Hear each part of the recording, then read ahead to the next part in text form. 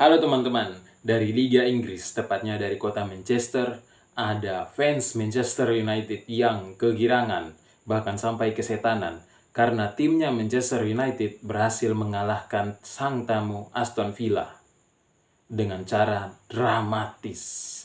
3-2 untuk kemenangan Manchester United di Old Trafford. Berikutnya, dari Stadion Turf Moor, ada tuan rumah Burnley yang berhasil ditaklukkan oleh sang tamu Liverpool 2-0 tanpa balas. Dan yang terakhir, kita ke Stadion St. James Park. Ada tuan rumah Newcastle United yang juga ditaklukkan oleh tamunya peringkat 16 tim ecek-ecek dengan gelar 2 Liga Champion. Nottingham Forest mampu mengalahkan tim peringkat 8 sang tuan rumah Newcastle United 3-1. Oke teman-teman, semuanya akan kita bahas dalam video kali ini. Oke, halo teman-teman. Selamat datang kembali di channel YouTube saya, channel YouTube Anton Air, di mana tempat kita membicarakan sepak bola dan politik. Karena sepak bola tak bisa lepas dari politik. Oke teman-teman, video kali ini kita akan membahas tentang pertandingan yang baru saja selesai.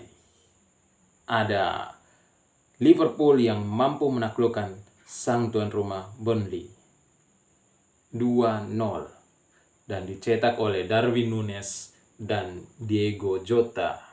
Tidak ada banyak perubahan yang dilakukan oleh Liverpool, teman-teman. Anak-anak asuh Jurgen Klopp tidak melakukan banyak perubahan di timnya, hanya menggantikan pemain-pemain yang cedera seperti Tsimikas yang belum bisa main karena cedera bahu kalau tidak salah teman-teman kemarin. Dan Jurgen Klopp menurunkan formasi 4-3-3 seperti yang saat melawan MU, dan permainannya pun masih seperti saat melawan Manchester United di Anfield. Begitu teman-teman. Tidak ada banyak perubahan, tapi Darwin Núñez mampu memanfaatkan peluang. Juga Diego Jota di menit-menit akhir mampu juga memanfaatkan peluang, sehingga Liverpool mampu bawa pulang 3 poin dari Stadion Turf Moor. Begitu teman-teman. Tapi sayangnya Mohamed Salah masih belum mampu mencetak gol kali ini. Tapi secara bisa dibilang overall permainan Liverpool masih seperti saat melawan Manchester United kemarin teman-teman. Menguasai permainan, menguasai jalannya pertandingan, namun terlihat Liverpool masih belum terlalu efektif dalam mencetak gol. Begitu teman-teman. Harusnya kemarin bisa menang lebih dari 3 gol menurut saya, namun beberapa peluang tidak mampu dimanfaatkan dengan baik. Begitu teman-teman. Sehingga Liverpool berhasil menang dengan 2-0 tanpa balas dan Burnley juga mainnya acak-acak, long ball, hanya mengharapkan pertahanan counter attack yang juga tidak efektif ya. Seperti yang kita tahu, Burnley is Burnley teman-teman ya, tim papan bawah yang sangat tidak diunggulkan ketika melawan tim sekelas Liverpool yang berada di peringkat 1 sekarang ya, ketika melawan Burnley. Tinggal menunggu hasil dari Arsenal nanti akan melawan West Ham gitu. Kalau Arsenal berhasil menang, maka Liverpool akan turun ke peringkat 2 dan Arsenal akan kembali ke puncak klasemen. Begitu. Oke, kita beralih ke Newcastle United yang ditaklukkan oleh tim ecek-ecek, tapi dengan gelar 2 Liga Champion teman-teman, Nottingham Forest.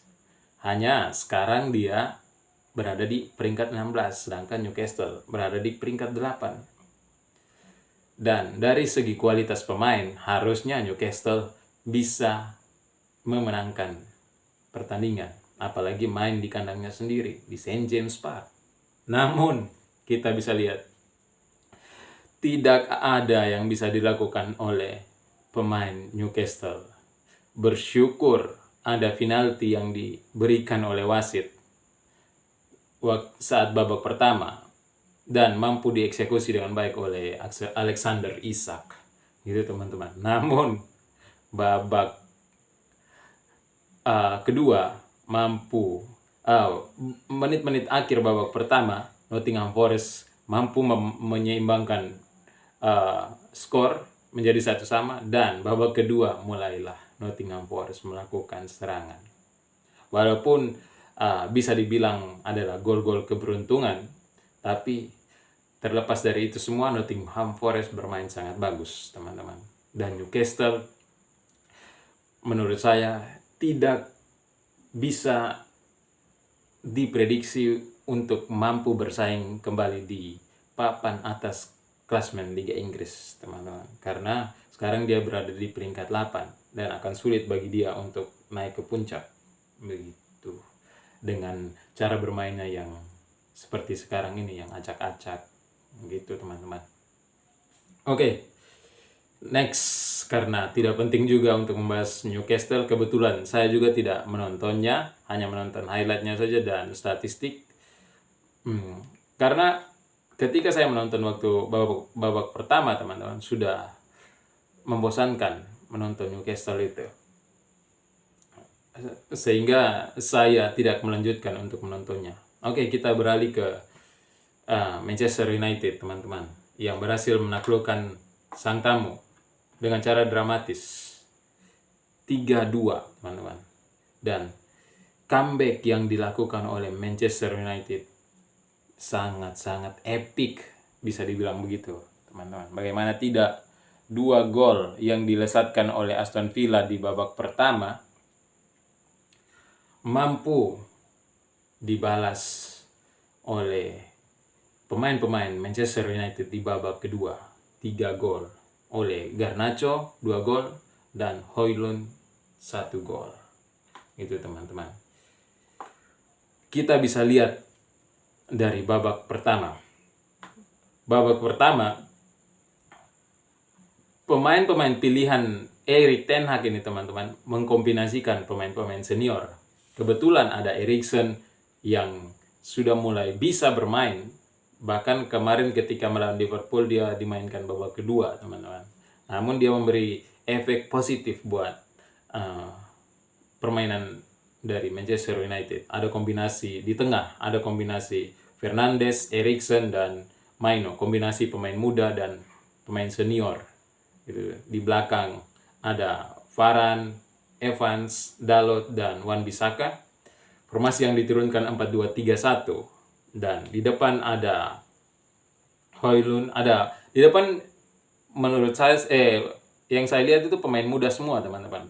Hanya menyisakan Rashford yang senior. Jadi kombinasi yang cukup bagus yang dilakukan oleh Erik ten Hag, teman-teman.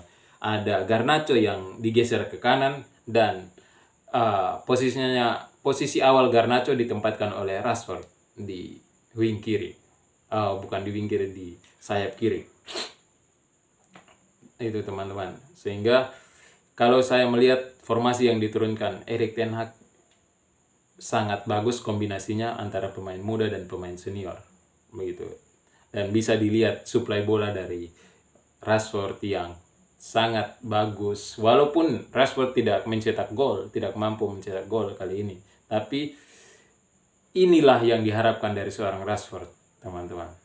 Suplai bolanya yang selalu matang, begitu, teman-teman. Menurut saya Rashford ini sangat baik dalam melakukan assist, gitu, teman-teman. Terlihat mampu dimanfaatkan dengan baik menjadi gol oleh Garnacho pada menit 59 dan menit 71. Menit 59 adalah assist dari Garnacho, teman-teman. Namun sebelum kita ke sana, kita bahas dulu yang babak pertama, teman-teman. Babak pertama, Manchester United main sangat buruk, teman-teman. Bermain sangat buruk sehingga mampu dimanfaatkan dengan baik oleh Aston Villa. Dan dari segi statistik, Aston Villa mampu menguasai jalannya pertandingan. Secara ball possession, akurasi passing, Aston Villa masih diunggulkan, teman-teman.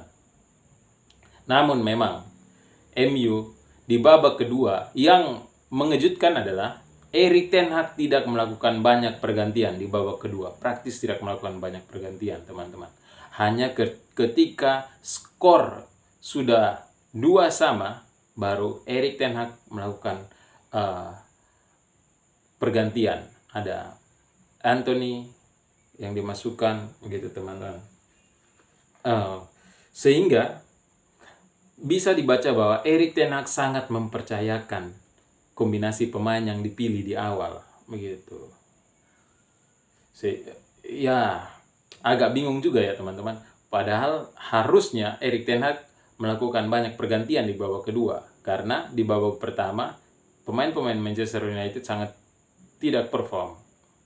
Namun yang sangat mengejutkan, Erik ten Hag tetap mempertahankan pemain-pemainnya di babak kedua. Bahkan ketika skor 2-2, baru Erik ten Hag melakukan pergantian. Ada Anthony, McTominay, Daniel Gore, Hannibal, dan Willy. Ada 5 pemain yang dimasukkan. Tapi setelah skor berubah menjadi 2-2, baru Erik ten Hag melakukan pergantian.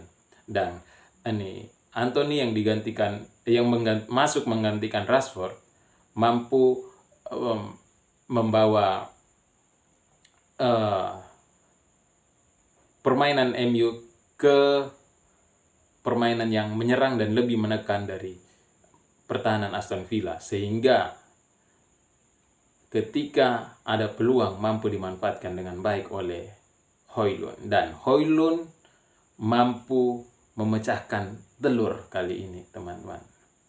Gol pertama yang dibuat oleh seorang Højlund di Liga Inggris. Dan apakah Manchester United akan bisa terus konsisten seperti ini, atau masih tetap naik turun?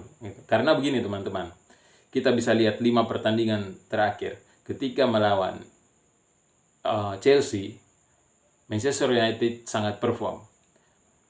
Berikutnya dibantai oleh Bournemouth. Dan ketika melawan Liverpool, Manchester United perform kembali.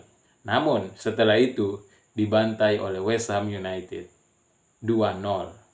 Dan kali ini perform lagi.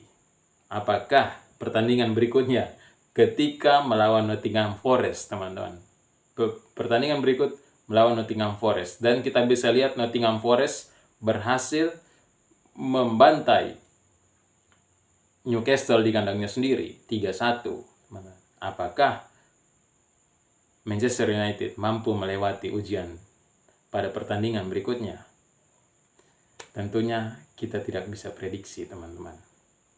Begitu. Oke, itu saja pembahasan kita tentang pertandingan antara Manchester United versus Aston Villa.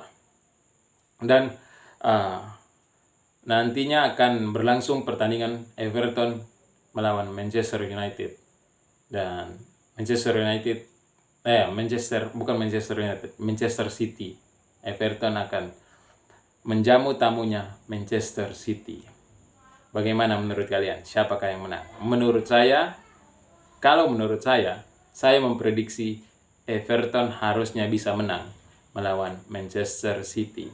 Karena Manchester City pemain-pemainnya lagi banyak didera badai cedera gitu.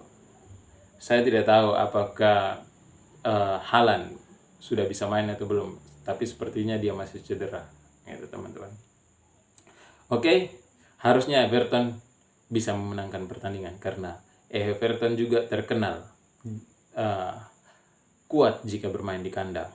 Begitu teman-teman. Oke, itu saja video dari saya. Nanti video selanjutnya kita akan bahas lagi tentang sepak bola. Karena masih ada The Gunners Arsenal yang akan melawan West Ham untuk memperebutkan posisi puncak. Gitu teman-teman. Oke, see you on the next video.